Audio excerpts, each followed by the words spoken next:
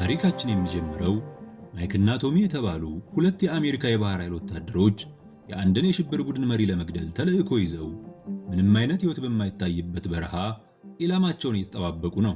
በዚህ በረሃ 3 ወር ከ6 ቀናት ቢያሳልፉም ይመጣል የተባለው ሰው ዝር ሳይል በመቅረቱ ቶሚ ይሰላቻል። ነገር ግን ከየት መጡ ያልተባሉ መኪኖች በረሃውን አቋርጠው ሲመጡ ማይክ ይመለከታል። ቶሚም ወዲያውኑ ለማዘዣ ጣቢያው በሬዲዮ ያሳውቃል። መኪኖቹን እየተከታተሉ ባለበት ከመኪኖቹ በተቃራኒ አቅጣጫ ሌሎች በርካታ ሰዎች ይመጣሉ። ከዋና ማዘዣቸውም ኢላማቸው ሰኢድ አሲፍ የተባለው የ65 ዓመት ጎልማሳ መሆኑ ይነገራቸዋል። ማይክ ኢላማውን አስተካክሎ ከቶሚ ተኩስ የሚል ትዕዛዝ ከተሰጠው በኋላ ከግመሉ ላይ አንዲት ሴት ስትወርድ ስለተመለከተ ጉዳዩ ሰርግ መሆኑን ይገነዘባል። በዚህም ኢላማው ላይ ለመተኮስ ያመነታል።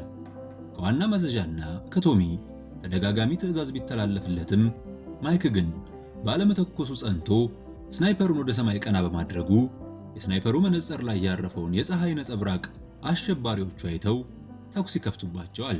ተኩሱን መቋቋም ያልቻሉትና ማይክ ወደ ኋላ ሲያፈገፍጉ ሰኢድ ያመልጣል።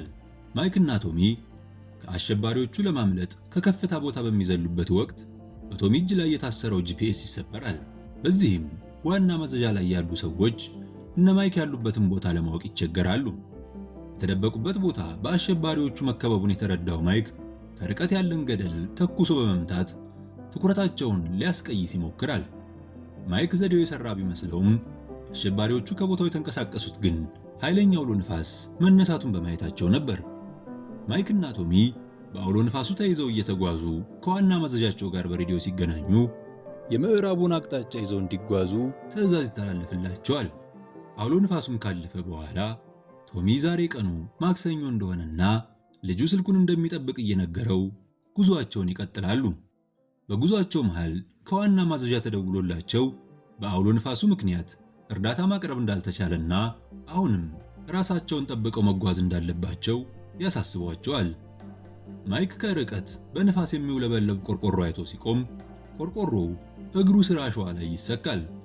ማይክ ቆርቆሮውን አንስቶ ሲመለከት አደገኛ የሚል ምልክት በማየቱ ለቶሚ ቢያሳየውም ቶሚ ይህንን ምልክት የአካባቢው ሰዎች ሆን ብለው ለማስፈራራት የሚጠቀሙበት መሆኑንና ወደ መንደር እንደተቃረቡ በደስታ ይነግረዋል። ማይክ ግን አካባቢው ተደጋጋሚ ጦርነት የተካሄደበትና 33 ሚሊዮን የሚሆን ፈንጂ የተቀበረበት መሆኑን ለቶሚ ነግሮት በሐሳብ ይዋጣል። ቶሚ የማይክን ሐሳብ በማጣጣል ጉዞውን ይቀጥላል። ማይክም እያመነታ ይከተለዋል። በጉዞአቸው ላይ ቶሚ የያዘውን ውሃ ስለጨረሰ ማይክ የሱን ውሃ ይሰጠዋል። ቶሚ ውሃውን ከጠጣ በኋላ በግዴለሽነት ፊቱን አዙሮ ወደ ኋላ ሲራመድ ማይክ ግን በፍርሃትና በጥርጣሬ በቀስታ ይከተለዋል።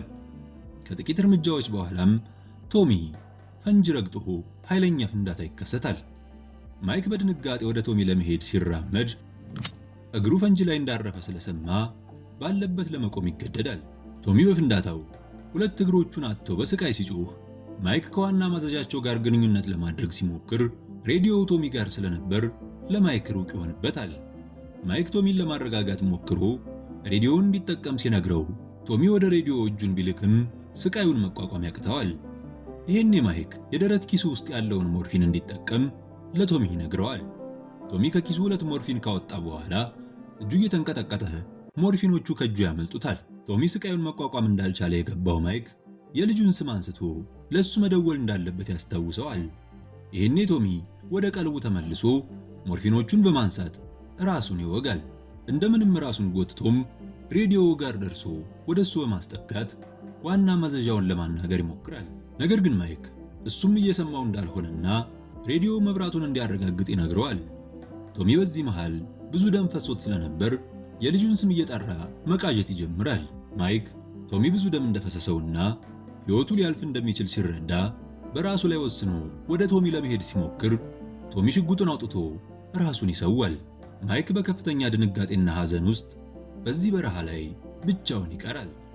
ራሱን አረጋግቶ ፈንጅ የረገጠው እግሩ እንዳይንቀሳቀስ በቀስታ ተንበርክኮ ቢላ ወደ እግሩ ስር በመላክ የብረት ድምፅ ሲሰማ የረገጠው ፈንጂ መሆኑን ያረጋግጣል። እሱ ይህን በሚያደርግበት ጊዜ ፍንዳታውን የሰማ የአካባቢው ሰው በርቀት ማይክን አይቶት ይመለሳል። ማይክ ግን ሰውየውን አላየውም ነበር። ብቸኛ ተስፋ የሆነውን ሬዲዮ ወደሱ ለማስጠጋት ሲሞክር ከመውደቅ ለጥቂት ይተርፋል። ነገር ግን ሙከራው ተሳክቶለት ሬዲዮውን ወደሱ ማምጣት ቢችልም ሬዲዮ ባትሪ በመጨረሱ አልበራ ይለዋል። ባትሪ ፍለጋ ቦርሳውን ቢፈትሽም ባትሪዎቹ ቶሚ ኪስ ውስጥ ነበሩ። ማይክ በዚህ ተስፋ ሳይቆርጥ በሶላር ቻርጀር ቻርጅ ለማድረግ ይሞክራል። ከቆይታ በኋላ ሬዲዮው ቻርጅ አድርጎ ሲበራ ወደ ዋና ማዘዣው ይደውላል። ከዋና ማዘዣው ምላሽ እንዳገኘም ቶሚ በፈንጅ ፍንዳታ እንደሞተና እሱም ፈንጅ ላይ ስለቆመ እርዳታ እንዲደርስለት ይጠይቃል። የዋና ማዘዣ ሰዎች ግን ጥያቄውን ችላ ብለው ስለ ተልዕኳቸው ይጠይቁታል። ማይክ ግራ ገብቶት ተልዕኳቸው እንዳልተሳካና አስቸኳይ እርዳታ እንደሚያስፈልገው ይመልሳል። እነሱ ግን ያለበትን ቦታ ከጠየቁት በኋላ እርዳታ ለመላክ አሁንም አውሎ ንፋሱ አስቸጋሪ እንደሆነና ሌላ እሱ ባለበት አካባቢ የሚያልፍ ቡድን ስላለ ለ52 ሰዓታት እንዲጠብቅ ይነግሩታል። አማራጭ ያልነበረው ማይክ ሰዓቱ ላይ የ52 ሰዓት አላርም ቀጥሮ መጠባበቁን ይቀጥላል። ከቆይታ በኋላም ውሃ ለመጠጣት ሲሞክር የውሃ ከረጢቱ ባዶ ይሆንበታል። በዚህ ሳያበቃ ኃይለኛ አውሎ ንፋስ እሱ ወዳለበት አቅጣጫ ይመጣል። አውሎ ንፋሱ እንዳያንቀሳቅሰው በመፍራት ስናይፐሩንና ጩቤውን እንደ መወጠሪያ በመቀሰት ያሳልፈዋል። አውሎ ንፋሱ የቶሚን አስከሬን ወደ ማይክ አስጠግቶት ስለነበር ከደረት ኪሱ የሬዲዮ ባትሪውን ሲያወጣ የቶሚን ሚስትና ልጅ ፎቶ ያገኘዋል። ፎቶውን ወደ ኪሱ መልሶ ባትሪውን ወደ ሬዲዮ ለማስገባት ሬዲዮውን ሲፈልግ ግን ሬዲዮ በአውሎ ንፋሱ ተወስዶ ከሱ በጣም ርቆ ነበር። ውሃ ጥሙ ሲበረታበት ቆዳው ላይ የነበረችን እንጥፍጣፊ ውሃ ለመጠጣት ይሞክራል። ያለ ውሃና ያለ ሬዲዮ እንደማይተርፍ ተረድቶ ሽጉጡን ወደ ሰማይ አከታትሎ ከተኮሰ በኋላ ማንም እንደማይሰማው ሲያውቅ ተስፋ ቆርጦ ራሱን ለማጥፋት ሽጉጡን ራሱ ላይ ይደግናል። ነገር ግን በራሱ ላይ መጨከን አቅቶት አይኑን ሲገልጥ ቀድሞ መጥቶ የነበረው ሰው ወደ እሱ አቅጣጫ ሲመጣ ይመለከታል። ለሰውየው ቦታው በፈንጂ የተሞላ ስለሆነ እንዳይንቀሳቀስ ቢነግረውም ሰውየው ግን ባልተለመደ የዚግዛግ መንገድ መራመድ በመቀጠሉ ማይክ ፈንጂዎቹ የሰውየው ናቸው ብሎ ያስባል። ነገር ግን ሰውየው ፈንጂዎቹ የሱ እንዳልሆኑና ይልቁን መንቀሳቀስ እንዳለበት ይነግረዋል። ማይክም እግሩ ፈንጂ እንደረገጠና ከተንቀሳቀሰ ሟች እንደሆነ ነግሮት ውሃ እንዲያመጣለትና ሬዲዮውን እንዲያቀብለው ይጠይቀዋል። ሰውየው የውሃ ኮዳውን ተቀብሎት የሬዲዮውን ጥያቄ ግን ችላ ብሎ ወደ መጣበት ይመለሳል። ሰውየው ሳይመለስ ሲቆይበት ሽንቱን ወደ ውሃ ከረጢቱ በመሽናት መልሶ ለመጠጣት ሲሞክር የሰውየው ልጅ የውሃ ኮዳ ይዛ እንደ አባቷ ዚግዛግ እየሮጠች ወደሱ ትመጣለች። ማይክ የውሃ ኮዳውን ተቀብሎ ከጠጣ በኋላ አባቷን እንድታመሰግንለት ነግሯት በጩኸት ጭምር ሬዲዮውን እንድታቀበለው ሲጠይቃት ልጅቷ ወደ መጣችበት በሩጫ ትመለሳለች። ምሽት ላይ የተራቡ ተኩላዎች ሲመጡበት የቶሚን መሳሪያ በመተኮስ ራሱን መከላከል ቢችልም የቶሚን አስከሬን ግን ማዳን አልቻለም። ጠዋት ላይ በድካም በዛለበት የትላንቱ ሰው መጥቶ ለማይክ የሚያሰለቹ ጥያቄዎችን በመጠየቅ ያሰለቸዋል። ማይክ በመሰላቸት ሬዲዮውን ብቻ እንዲያቀብለው ይጠይቀዋል። ሰውየው ሬዲዮውን እንዳቀበለው ማይክ ሬዲዮውን ሲሞክር ምላሽ ያጣል። ሰውየውም ባለበት ትቶት ይሄዳል። ከዚህ በኋላ ሙቀቱና ድካሙ ሲበረታበት መቃዠት ይጀምራል። ቅዠቱም ቶሚን ሁሉ በሕይወት ያለ ያስመስለዋል።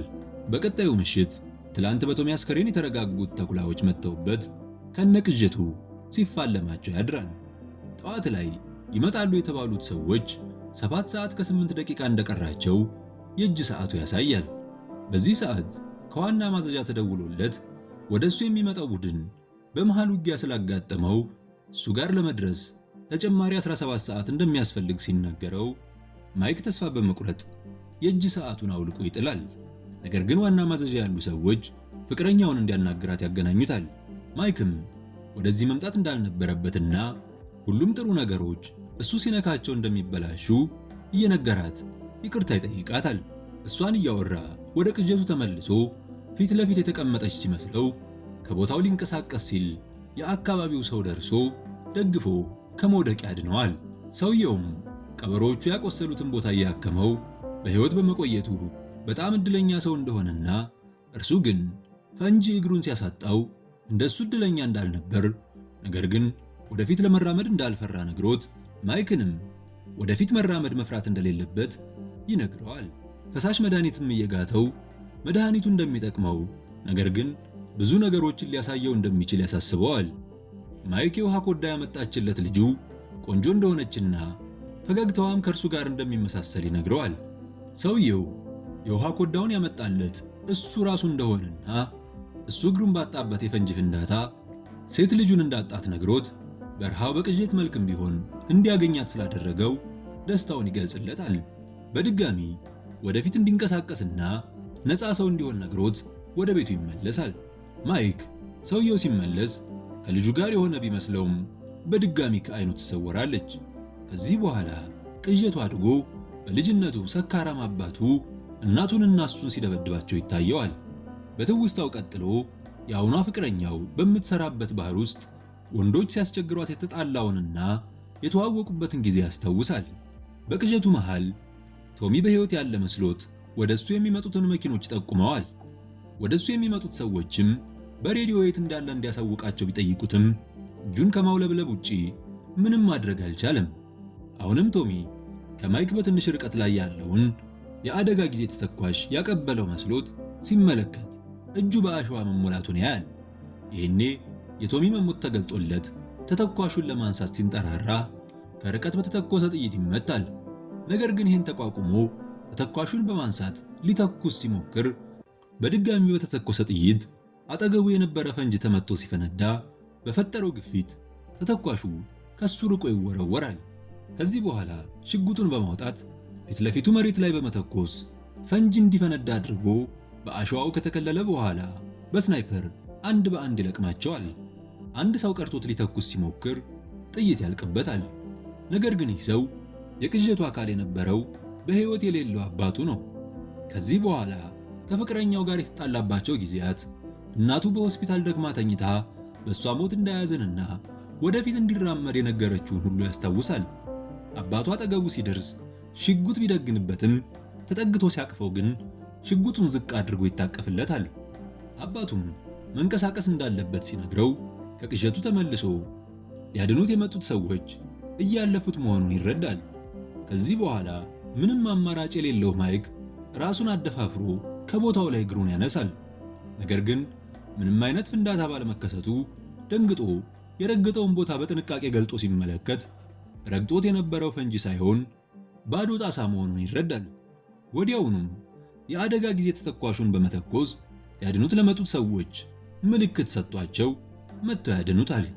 በመጨረሻም ወደ ሀገሩ ሲመለስና ፍቅረኛው ኤርፖርት ስትጠብቀው ማይክ ተንበርክኮ የጋብቻ ጥያቄ ሲያቀርብላት ታሪካችን ይጠናቀቃል። ውድ የማሾ ሲኒማ ቤተሰቦች እስከ ታሪካችን ፍጻሜ አብራችሁን ስለቆያችሁ እናመሰግናለን። ለቻናሉ አዲስ የሆናችሁ ሰብስክራይብ በማድረግ ቤተሰቡን ተቀላቀሉ።